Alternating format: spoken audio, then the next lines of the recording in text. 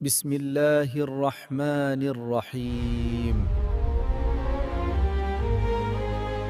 خافوا ولا تحزنوا وأبشروا بالجنة التي كنتم توعدون. السلام عليكم ورحمة الله وبركاته. الحمد لله الذي هدانا لهذا وما كنا لنهتدي لولا أن هدانا الله، والصلاة والسلام على رسول الله. أشهد أن لا إله إلا الله وحده لا شريك له، وأشهد أن محمدًا عبده ورسوله. أما بعد، أعوذ بالله من الشيطان الرجيم. بسم الله الرحمن الرحيم. إن الله لا يغير ما بقوم حتى يغيروا ما بأنفسهم، وإذا أراد الله بقوم سوءا فلا مرد له وما لهم من دونه من وال.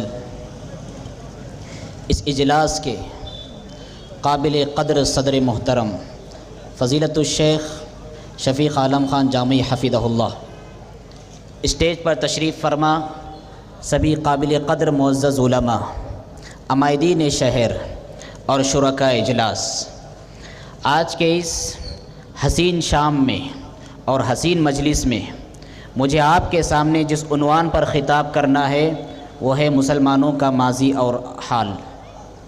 اسی مناسبت سے میں نے آپ کے سامنے قرآن مجید کی ایک آیت تلاوت کی.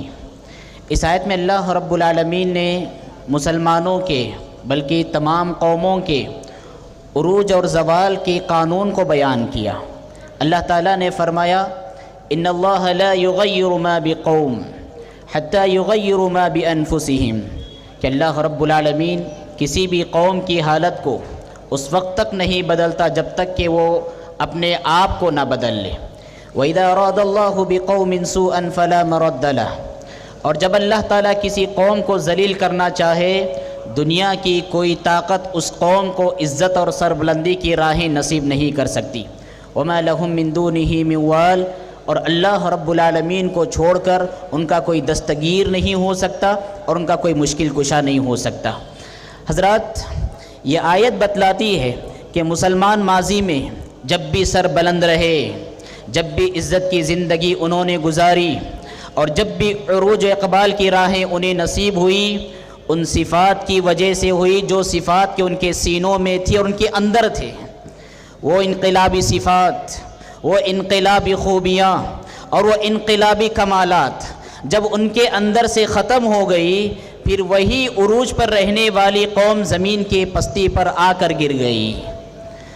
آپ قوم مسلم اور دنیا بھر کی دوسری قومیں، دونوں کے درمیان ایک بنیادی فرق یہ ہے، مسلمان جب بھی اپنے دین سے وابستہ ہوتا ہے، اپنے دین سے جڑتا ہے، یہ ترقی کرتا ہے، یہ پھلتا ہے، یہ پھولتا ہے، یہ عزت کی زندگی گزارتا ہے. بمقابل دوسرے ادیان اور دوسرے مذاہب والوں کے، وہ اپنا دین چھوڑتے ہیں تو ترقی کرتے ہیں. ہاں، وہ طاقت کے بل پر ترقی کریں گے، وہ فوج کے بل پر ترقی کریں گے، وہ اسلحوں کی بنیاد پر ترقی کریں گے، وہ نئی نئی ایجادات کی بنیاد پر ترقی کریں گے. لیکن مسلمانوں کا معاملہ بالکل مختلف، وہ اپنے دین سے جڑ کر ہی ترقی کر سکتے ہیں. یہ ساری کی ساری ماضی کی داستانوں کا خلاصہ اور ماضی کی داستانوں کا نچوڑ ہے جو میں نے آپ کے سامنے رکھنے کی کوشش کی. آپ ہندوستان کا جو منظرنامہ میرے اور آپ کی نگاہوں کے سامنے ہے، آپ اچھی طرح سے واقف ہے کہ کس طرح مسلمانوں کو ہر نئے دن نیا قانون بنا کر مسلمانوں کا عرصہ حیات اور ہندوستان میں رہنا دوبھر کر دیا جا رہا ہے. کس طرح نئے نئے قوانین کے ذریعے مسلمانوں کو ٹینشن اور ڈپریشن میں مبتلا کیا جا رہا ہے. آپ اگر حالات پر آپ کی رخ ہو، ہندوستان کی سیاست پر اگر آپ کی نظر ہو، تو جو ذی ہوش احباب ہیں ان کی راتوں کی نیندیں حرام ہیں، اس لیے کہ ملک کو ایسے رخ کی طرف لے جایا جا رہا ہے جس رخ پر پہنچنے کے بعد مسلمانوں کے لیے صرف ذلت اور رسوائی کے سامان کے علاوہ اور کوئی نہیں. یہ آخر کیوں ہے؟ آخر کیوں؟ مسلمان یہ وہ قوم ہے جو ماضی کی انتہائی روشن تاریخ اپنے پاس رکھتی ہے، اور جس قدر یہ روشن تاریخ اپنے پاس رکھتی ہے، دنیا کے کوئی قوم اس قدر روشن تاریخ اپنے پاس نہیں رکھتی. اللہ کے رسول صلی اللہ علیہ وسلم نے ایک حدیث میں ارشاد فرمایا تھا ان اللہ زوالی الارض فرأیت مشارقها ومغاربها وان امتی سیبلغ ملکها ما زوی لی منها. اللہ رب العالمین نے مشرق اور مغرب کو سمیٹ کر میرے آنکھوں کے سامنے دکھائے اور میری امت کا اقتدار وہاں تک پہنچنے والا ہے جہاں تک کہ اللہ نے زمین کو سکیڑ کر میری نگاہوں کے سامنے دکھایا. یہ پیشن گوئی تھی اور محض 50 سال سے 100 سال کی تھوڑی سی مدت میں یہ پیشن گوئی اس قدر صادق آئی, اس قدر سچی تصویر بن کر سامنے آئی کہ سبحان اللہ عرب سے مسلمان اٹھے, وہ افریقہ تک پہنچ گئے, وہ چین تک پہنچ گئے اور وہ ہندوستان تک آ گئے. جہاں بھی جاتے تھے مسلمان وہاں کی غیر مسلم عوام اپنی زمینیں ان کے نام کرتے تھے, اپنا اقتدار ان کے ہاتھوں سونپتے تھے. اور سب سے بڑی بات اپنے غیر مسلم بادشاہوں سے غداری کر کے مسلمان بادشاہوں سے وفاداری کا دم بھرتے تھے. اللہ اکبر. اپنے غیر مسلم بادشاہوں سے بغاوت کرتے تھے اور اپنے ماضی کے اسلاف سے وفاداری کا دم بھرتے تھے. سب سے بڑی بات محمد بن قاسم رحمت اللہ علیہ کی تاریخ کا یہ حوالہ آپ سب کو معلوم ہوگا کہ سندھ کے راستے سے وہ ہندوستان میں داخل ہوئے اور راجہ داہر کو اس کے انجام تک پہنچایا اور یہاں پر 4 سالہ حکومت انہوں نے قائم کی. اور جب یہاں سے وہ جانے لگے, یہاں سے جب وہ رخصت ہونے لگے, یہاں کی غیر مسلم عوام کی زبانوں پر دعائیں تھیں, ان کی آنکھیں نمدیدہ تھیں, ان کا دل بے چین تھا اور وہ کہہ رہے تھے اے جانے والے مسلمان بادشاہ, تمہاری عادلانہ حکومت کے ماتحت ہم نے جیسا سکون کا سانس لیا ہے اپنے راجہ داہر کی طویل مدتی حکومت کے دوران ویسا سکون کا سانس لینا کبھی نصیب نہ ہوا. لہٰذا جا رہے ہو تو ذرا لوٹ کر آنا. آپ ہندوستان کی تاریخ کا سنہرا باب یاد رکھیں کہ یہاں کی غیر مسلم عوام نے اپنے بادشاہوں سے غداری کی لیکن ہمارے سے وفاداری کی. اور گاندھی جی نے حوالہ دیتے ہوئے کہا تھا اگر میں ہندوستانی حکمرانوں کو عدل و انصاف کے حوالے سے مشورہ پیش کرنا چاہوں گا کہ کیسی حکمرانی کرنا ہے, کیسا طرز خلافت تمہیں قائم کرنا ہے, ان کے سامنے آئیڈیل اور مثال کے طور پر میں عمر بن خطاب رضی اللہ تعالیٰ عنہ کے نمونے کو رکھنا چاہوں گا. الفضل ما شہدت به الاعداء. ہمارا ماضی اتنا روشن, ہمارا ماضی اتنا تابناک, ہمارے گزرے ہوئے صفحات اتنے درخشندہ تھے کہ سبحان اللہ مسلمان تو مسلمان غیر مسلم بھی اس کی گواہی دیا کرتے تھے. حضرات اگر حکومت کی بات کریں, اگر آپ حکومت کی بات کریں, سیاست کی بات کریں, کیسا سیاسی روب مسلمانوں کا تھا. ایک مرتبہ حضرت امیر معاویہ رضی اللہ تعالیٰ عنہ اور حضرت علی بن ابی طالب رضی اللہ تعالیٰ عنہ دونوں حکمرانوں کے درمیان بعض اجتہادی مسائل میں یا غلط فہمیوں کی وجہ سے جنگ ہو رہی تھی اور اس بات کا علم ہوا روم کے بادشاہ کو. روم کے بادشاہ نے امیر معاویہ رضی اللہ تعالیٰ عنہ کو خط لکھا اور کہا مجھے معلوم ہوا ہے کہ تم حضرت علی بن ابی طالب رضی اللہ تعالیٰ عنہ سے جنگ کر رہے ہو, اگر تم چاہو تو میں اپنی فوج کا ایک عظیم حصہ آپ کے سپرد کرتا ہوں تاکہ آپ میری فوج کے ایک حصے کو لے کر علی بن ابی طالب سے جنگ کرو. حضرت امیر معاویہ رضی اللہ تعالیٰ عنہ بھڑک اٹھے. آپ نے دیکھا کہ ہمارے اختلافات کا ناجائز فائدہ اٹھانے کی کوششیں کی جا رہی ہے. آپ نے کہا خط کا جواب دیا جائے اور خط کے جواب کے لیے آغاز ان الفاظ میں کیا جائے یا کلب الروم, اے رومی کتے. اللہ اکبر. اے رومی کتے یاد رکھ اگر ہمارے اختلافات کا ناجائز فائدہ تو اٹھانا چاہے گا, حضرت علی بن ابی طالب کے سپاہیوں میں سے ادنا سپاہی ہو کر میں تجھ سے جنگ کروں گا, تجھ سے قتال کروں گا. کیسا سیاسی روب تھا مسلمانوں کا کہ مسلمان اس اسٹیج پر قائم تھے جہاں وقت کی بڑی بڑی طاقتوں کو اس اسلوب میں خطاب کیا کرتے تھے یا کلب الروم, سنبھل جا سدھر جا.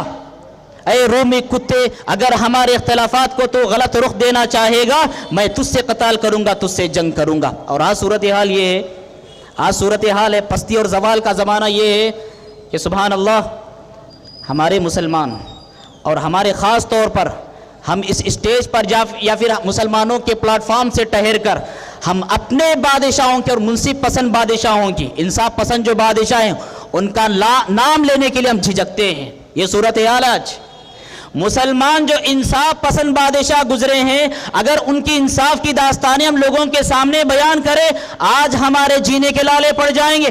دہشت گردی سے کم اس معاملے کو تصور نہیں کیا جا رہا۔ حالات آپ اچھی طرح جانتے، یہ صورتحال ایک عروج و اقبال کا وہ زمانہ اور زوال و ادبار کے زمانے سے ہم گزر رہے ہیں جہاں ہم اپنے مسلمان بادشاہوں کا نام لینے کے لیے گھبرا رہے ہیں۔ اگر آپ خلافت عثمانیہ کا مطالعہ کرتے ہوں تو آپ کو پتہ چلے گا سبحان اللہ کیسا مسلمانوں کا سیاسی روب تھا کہ خلافت عثمانیہ کے حوالے سے بات کہی جاتی ہے کہ یورپ کے ساحل سے مسلمانوں کے سفینے جب گزرتے تھے تو ساحلوں پر موجود معبد جو ہوتے ہیں، عیسائی جو گرجا گھر ہوتے ہیں، ان میں گھنٹیاں نہیں بجتی تھی۔ کیوں؟ اس لیے کہ وہاں کے عیسائی اور پادری اپنی سلامتی کے لیے خطرہ محسوس کرتے تھے اور کہتے تھے آج ہمارے گرجا گھر میں کوئی بھی گھنٹی نہیں بجائے گا، اس لیے کہ اس راہ سے مسلمانوں کا قافلہ گزر رہا ہے اور مسلمانوں کے سفینے گزر رہے ہیں۔ کیسا سیاسی روب تھا مسلمانوں کا۔ اگر تہذیب کی بات کریں، کلچر کی بات کریں، مسلمانوں کی تہذیب، مسلمانوں کا کلچر، مسلمانوں کی بولی اور مسلمانوں کا جینے کا انداز اس قدر حاوی اور اس قدر غالب تھا، یورپ کا انگریز عربی زبان کے چند جملے بول کر فخر محسوس کرتا تھا، جیسے آج ہم انگلش کے چند جملے بول کر فخر محسوس کرتے، انگریزوں کی نقالی کر کے فخر محسوس کرتے، انگریزی اسٹائل میں بال بنا کر فخر محسوس کرتے، انگریزی طرز کا لباس پہن کر فخر محسوس کرتے تھے۔ مسلمانوں کی عروج و اقبال کا ایک زمانہ وہ زمانہ تھا جہاں پر انگریز عربی کے چند جملے بول کر فخر محسوس کرتا تھا اور کہتا تھا میں اس قوم کی زبان بول رہا ہوں جو قوم کے دنیا کی امام ہے، دنیا کی حاکم ہے اور دنیا کی قائد ہے۔ ایک عروج اقبال کا وہ زمانہ اور پستی و ادبار کا ایک یہ زمانہ، سبحان اللہ۔ حضرات آخر کیا وجہ؟ 1000 سالہ سنہری تاریخ مسلمان اپنے پاس رکھنے کے باوجود یہ پستی، یہ ذلت، یہ رسوائی، یہ پسپائی آخر کیوں ہے؟ اس کا جواب اللہ کے رسول صلی اللہ علیہ وسلم نے اپنے ایک حدیث میں دیا ہے۔ آپ صلی اللہ علیہ وسلم نے ارشاد فرمایا یوشک ان تداعى عليكم الامم كما تداعى الاكلة الى قصعتها امن قلة يومئذ نحن يا رسول الله قال بل انتم يومئذ كثير ولكنكم غثاء كغثاء السيل ولينزعن الله من صدور عدوكم المهابة منكم وليقذفن الله في قلوبكم الوهن فقال قائل يا رسول الله وما الوهن قال حب الدنيا وكراهية الموت۔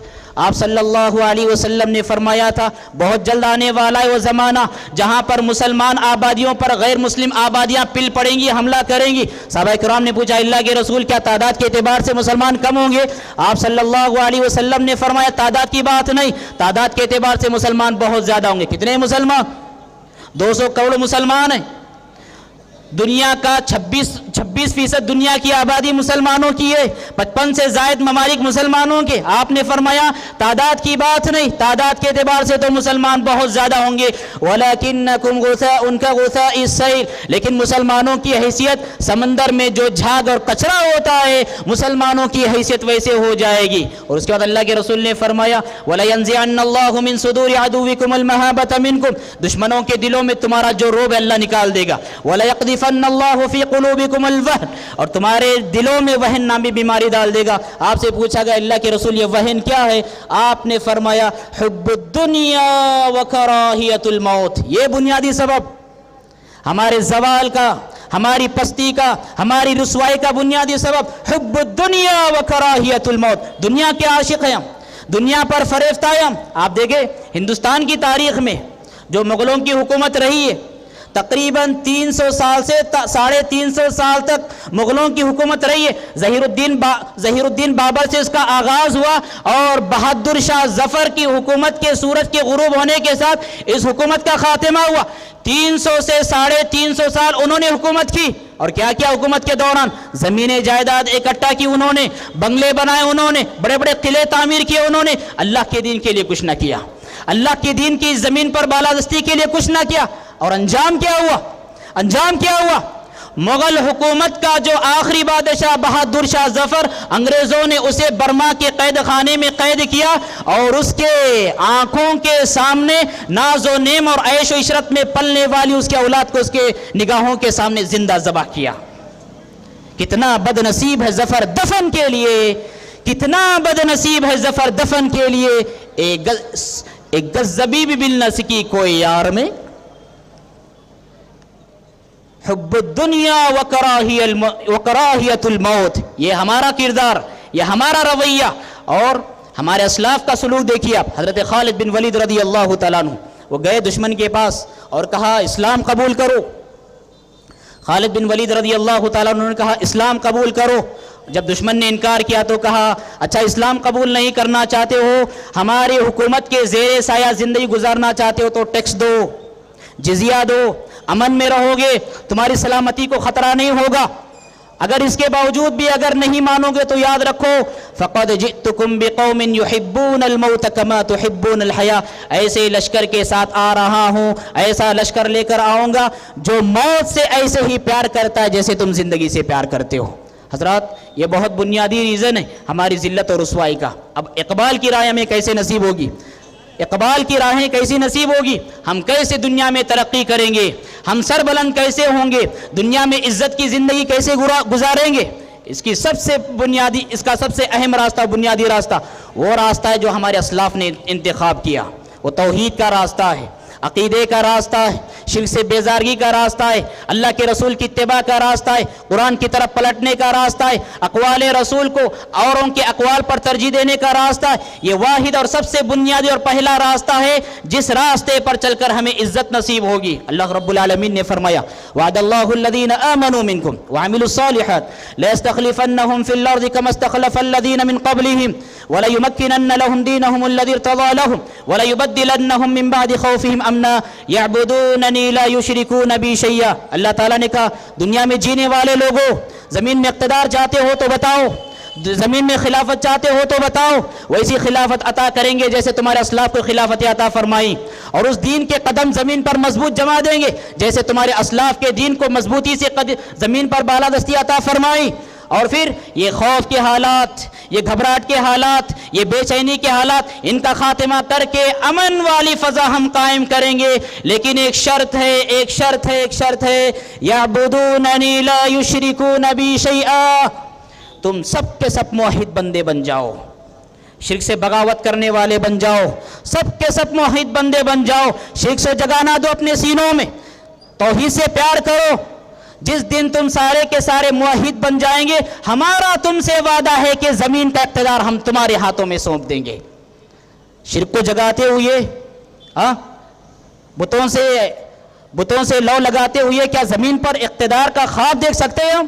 یہ خواب ہمیشہ خواب ہی رہے گا، کبھی شرمندہ تعبیر نہیں ہوگا. خدا سے تجھے نا امیدی، بتوں سے تجھ کو امید ہے، خدا سے نا امیدی، مجھے بتا تو صحیح اور کافری کیا ہے. حضرات بہت ضروری ہے. سب سے پہلا راستہ عروج اقبال کا توحید کا راستہ ہے. اسی لیے شیخ البانی رحمۃ اللہ علیہ نے خاص طور پر ایک جملہ ارشاد فرمایا تھا ان لوگوں کے لیے جو خلافت اسلامیہ کا رہ کر نعرہ لگاتے. انہیں خطاب کرتے ہوئے آپ نے فرمایا اقیموا دولت الاسلام فی قلوبکم تقم لکم فی ارضکم. اے خلافت اسلامیہ کا نعرہ لگانے والوں، سب سے پہلے خلافت اسلامیہ اپنے دل کی زمین پر قائم کرو، اللہ رب العالمین تمہاری سرزمین پر خلافت اسلامیہ قائم فرمائے گا. یہ پہلا راستہ ہے.